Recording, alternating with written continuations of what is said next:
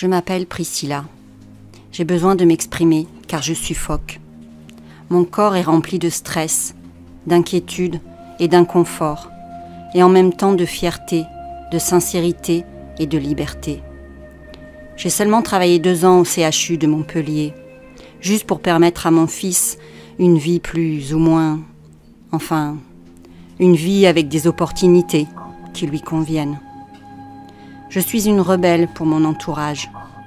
Une fille qui, sur un coup de tête, pour moi, je réfléchis rapidement, agit. J'étais sur Nîmes, il y a maintenant 3 ans et demi, sur les ronds-points, les entrées et sorties d'autoroute. J'étais déjà bien révoltée de subir cette notion de vivre pour travailler. Tout ça pour vous dire que je suis juste une humaine qui a envie de vivre, pas de me tuer à la tâche et mourir sans avoir vécu. Ce travail à l'hôpital, juste un mi-temps, me permettait de m'occuper de mon fils, m'a permis aussi de faire de très belles rencontres. Pas beaucoup, mais des précieuses. J'ai vu la machine se mettre en place 6 mois après être arrivée en poste. Je transportais les échantillons de sang du service Covid au laboratoire pendant le premier plan blanc. J'ai assisté à cette folie. J'ai vu la panique s'installer sur la gestuelle et les comportements de ces personnes. Qui peut leur en vouloir ?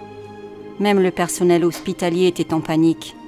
On nous a fait tellement peur que la seule réaction possible du cerveau était cet instinct de survie et de suivre ce mouvement. Mais mon cerveau, moi, ne doit pas avoir ce même instinct. J'observais cette panique comme quand on regarde une fourmilière qui court se mettre à l'abri quand elle sent l'orage arriver. Mon cerveau me disait de garder les yeux ouverts. Mon cœur me disait de suivre ma tête. Alors, avec les bonnes personnes, les questionnements, les recherches se sont tout simplement soutenus dans l'idée que l'on était manipulé. Bref, je me suis mise beaucoup de monde à dos sur le plan personnel, famille, amis. L'hôpital m'a suspendu sans salaire pour le refus de me faire injecter un produit expérimental sans études fondées sur l'efficacité de ce traitement, en refusant que je puisse travailler ailleurs.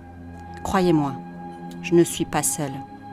Mais j'ai saisi cette occasion pour rebondir et me dire « Ils ne me feront pas la misère, je ne céderai pas à ce chantage. Je resterai libre et saine de corps et d'esprit. » Je me suis donc concentrée pour ouvrir mon entreprise.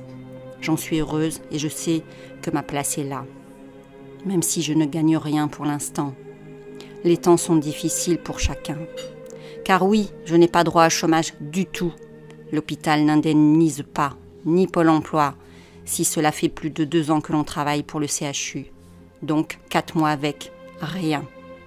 Mais par contre, toutes les factures et tous les frais quotidiens augmentent comme jamais. Comment réagir face à ce déroulement des événements, si bien fait pour vous amener à vous pendre ou vous jeter d'un pont? Comment se débarrasser des inutiles? Eh bien, en mettant une pression si forte qu'ils se sentiront faillir. Eh bien non, je suis encore plus convaincue qu'avant d'avoir la force d'être libre et de m'exprimer. Bien sûr, j'ai des hauts et des bas, comme tout le monde, mais garder toujours la ligne d'horizon en vue aide à rester debout et droite. Malgré tout, j'atteins, je pense, un moment d'épuisement. Ce n'est pas seulement ma survie qui me fatigue, mais aussi celle de mon fils, de notre humanité.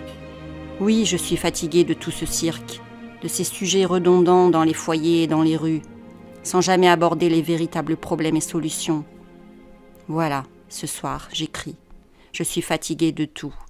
Fatiguée de cette hypocrisie, de cet égocentrisme. Je ne sais pas si je pourrais continuer à supporter tous ces mensonges et ces manipulations de masse. Tout cela me fatigue.